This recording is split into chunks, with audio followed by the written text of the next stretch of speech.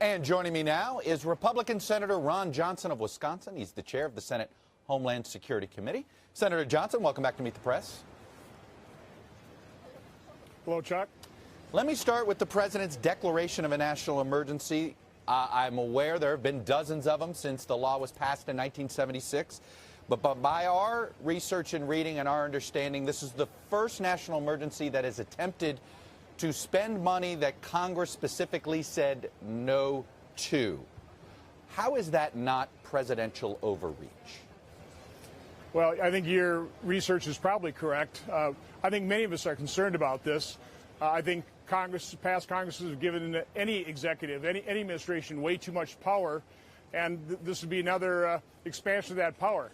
That's why you see an awful lot of us concerned about this. Now, the better way to have solved this problem would be for Democrats to support what they supported in the past and give this president funding for better barriers, which we need.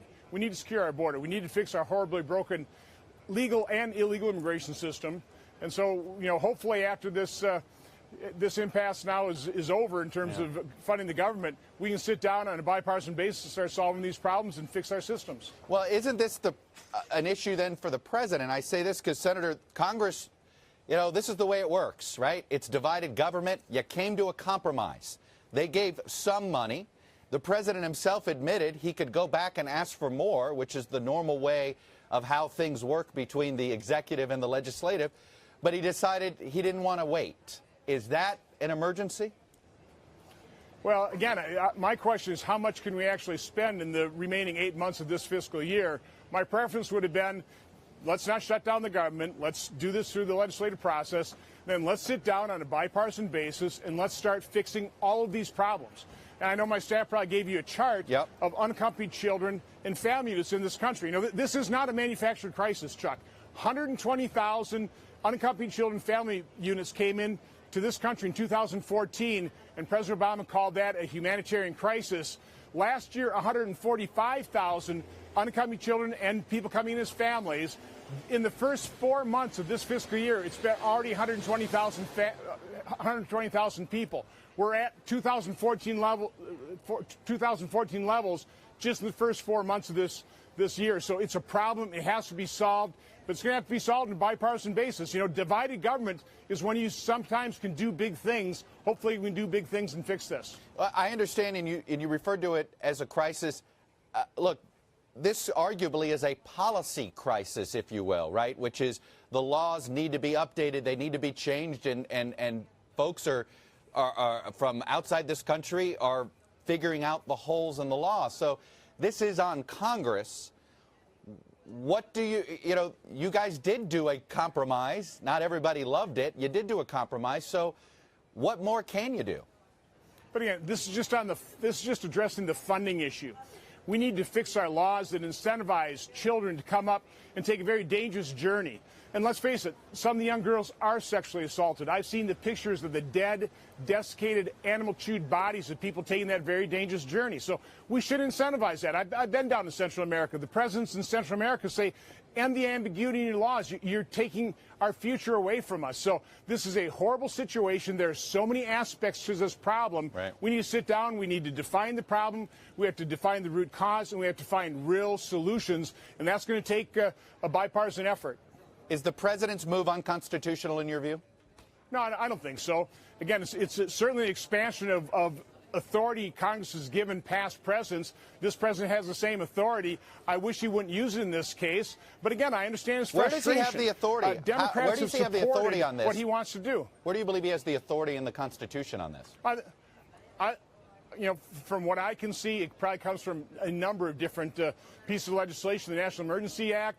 There are other pockets of money that give him the authority, for example, in the Department of Defense to fight drugs. I mean, obviously, putting up better barriers is part of the effort to combat that flow of heroin, for example, that's poisoning our cities.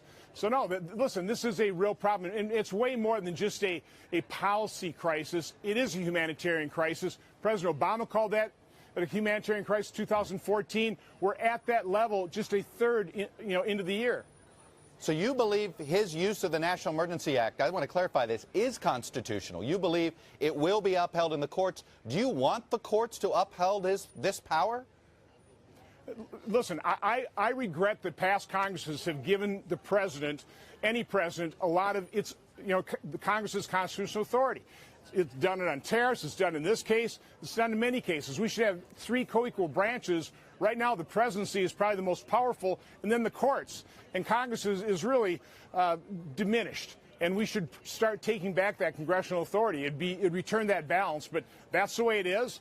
And again, particularly when Congress has given the president authority, it's really when that presidential authority is even stronger than just what's written in the Constitution. Are you going to vote to disapprove of the president's use of this, of the National Emergency Act when it comes to the Senate?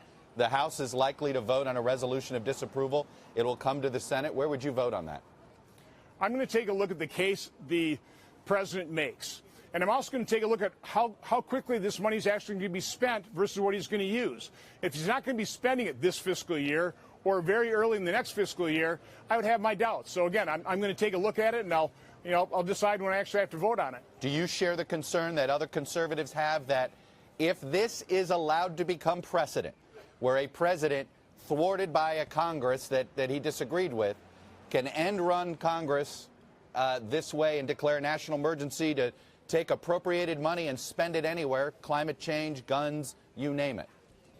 Absolutely, I share those concerns, which is why we're going to take a very careful look at what he's doing here in this instance. But again, I have to stress, this president has been thwarted for in his attempt to keep this nation safe and secure, to secure our borders. Let's face it, if this president can claim a mandate on anything he ran on, it's exactly this issue, better barriers and securing our border. And Congress and Democrats in Congress have supported this in the past. They just won't support it now because it's President Trump. I think it's very regrettable. An easy solution, just have them stop being hypocrites. I understand you want to blame Democrats for all of this, but let me ask you this. Republicans controlled the House and the Senate for the first 2 years of this presidency.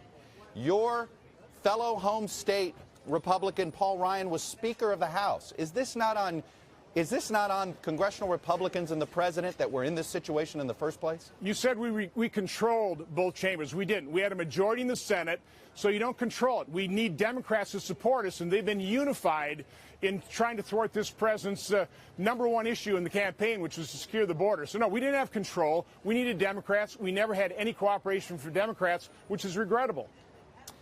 You're in Munich. It's an important security conference, and I also know there was a big moment that honored John McCain during this conference. I want to play something that the late Senator McCain said to me the last time he was in Munich 2 years ago. Here it is.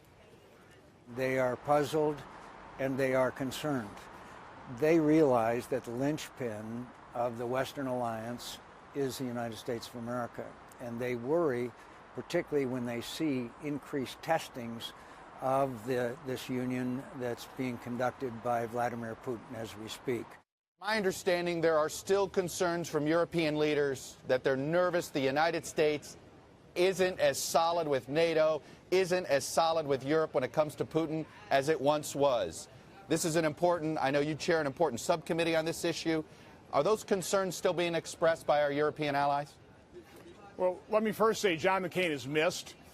His presence is missed. But there's a record number of House members and senators here, over 50, and we're making that point that we value NATO. We realize NATO has been crucial, keeping Europe whole, free, and at peace for over 70 years, and it's crucial now in its support in Afghanistan and Iraq for our forward presence in, really trying to thwart President Putin's aggression into eastern Ukraine.